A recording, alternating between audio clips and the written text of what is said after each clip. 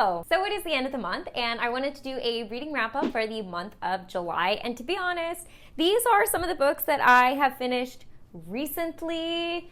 Maybe not particularly in the month of July, but I have been all over the place with my reading. I have, not even joking, started like 10 books right now. That nonfiction haul got me so excited. I just kept starting new books. So my reading has been very odd. To be honest, I feel like my reading style lately has been a reflection of my life. Like, I have been so insanely busy that I feel like lately I've had a hard time keeping my head above water. And so I haven't even had a chance to like update my Goodreads. I am like starting to forget books I've finished. So this is my attempt at trying to keep track, and once I get the chance to like really sit down and look at all the books that I finished, I can do a better job of updating my Goodreads and burning through some of the books that I've started. I actually think I want to do like a finishing books I've started vlog, which I did a couple months ago.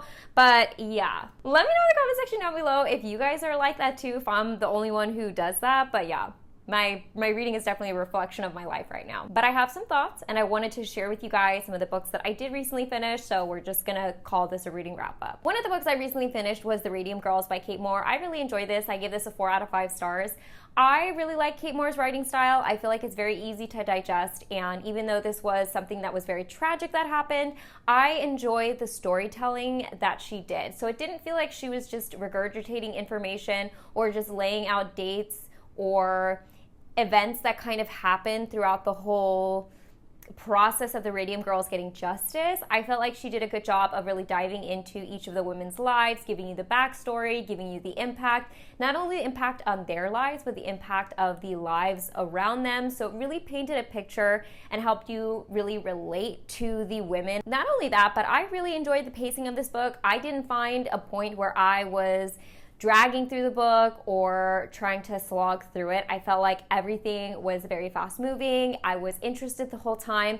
And I believe Kate Moore kind of writes in the style of like young adults. So I think that's also why I found this a little bit easier for me to read and digest. So this was really good. I definitely recommend. I'm going to be reading more of Kate Moore's books. I have one of hers actually in my little book pile, so I'm looking forward to reading more of her works. If you have any interest in this, definitely read this book. Written in Black was another book that I finished recently that I picked up with that nonfiction book haul, and this was another book that I enjoyed. I would give this like a 3.75 out of 4 because there were some times that I caught myself having to go back and reread because I would like zone out because there's a lot of information in this book. But I really liked her perspective as an anthropologist, kind of breaking down how they forensically go through not only criminal cases, but also just her historical findings on like how they kind of work backwards to learn more about people in the past.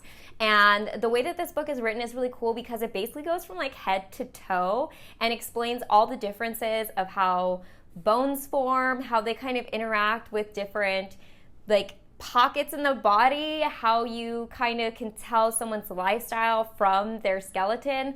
So that was fascinating. There were definitely some really tragic stories in this. So if you are someone that likes true crime, you're a little bit morbidly curious, but you don't want to be inundated with like super gruesome true crime, I think this is a pretty good medium. I'm actually currently reading a book, American Serial Killers, The Deadliest Years, that's sitting over there on my table. That right now I'm having to take breaks from because it is very gruesome. It's very graphic. And so this one I felt like is not as graphic. So it's a little bit easier for me to like read before I go to bed, if that makes sense. But I enjoyed this. Like I said, I appreciated the scientific perspective. She has a lot of history, not only with like criminal cases, but like I said, with just kind of talking about history in general. And I like that perspective personally because I'm a big history buff. So it was kind of cool reading her lifestyle and her work. 24 Hours in Ancient Rome was also a really fun book. This is from Philip Matzak? I'm obsessed with Rome, like Roman Empire, so this was a really fun book to read. It basically gives like a 24-hour cycle and an average day of Rome, and each hour is kind of a different person or a different lifestyle of Rome, and I felt like I learned a lot of really interesting facts about these different people that I never knew before. Actually, one of the like most interesting facts to me was like right at the beginning of this book, talking about like the fire brigade and how like the fire brigade used to basically like blackmail people into buying their property while their houses were burning. I don't know. It's just like, it's a very fun book to read, very interesting. It's a really cool like insight into this era of time. And I actually am kind of co-reading this with a book.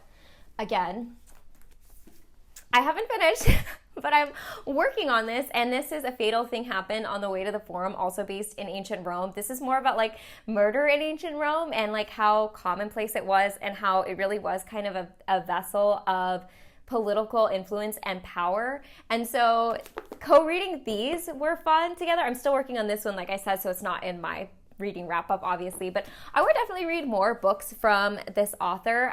Like I said, found it really fun. It was interesting. Each chapter was like a different person, so it was really easy to like take breaks in this book, or it had a very good like punctuation flow to that, if this makes sense.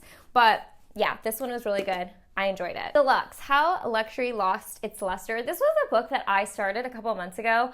I think I saw someone mention it on TikTok. That's how I learned about this book. But anyways, I do really like luxury and designer things and products. And with everything going on involving designer right now, with like Dior scandal, with the downfall of Chanel quality, but also like the increase in prices, how a lot of these fashion houses are struggling with the economy nowadays.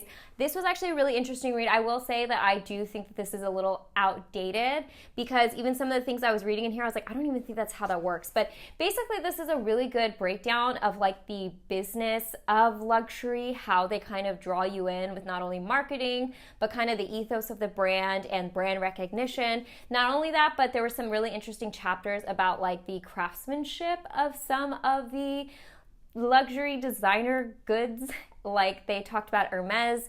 There was one chapter on Chanel perfume that I really enjoyed. And so it was interesting because nowadays, I think most of those practices are basically out the window, like the Chanel perfume thing. They definitely don't use the same extracts, whatever that word is, that they used to use. So it's like a more diluted form of a perfume. It's not exactly the same. And obviously we know with Dior, you know, the quality and the make is very different.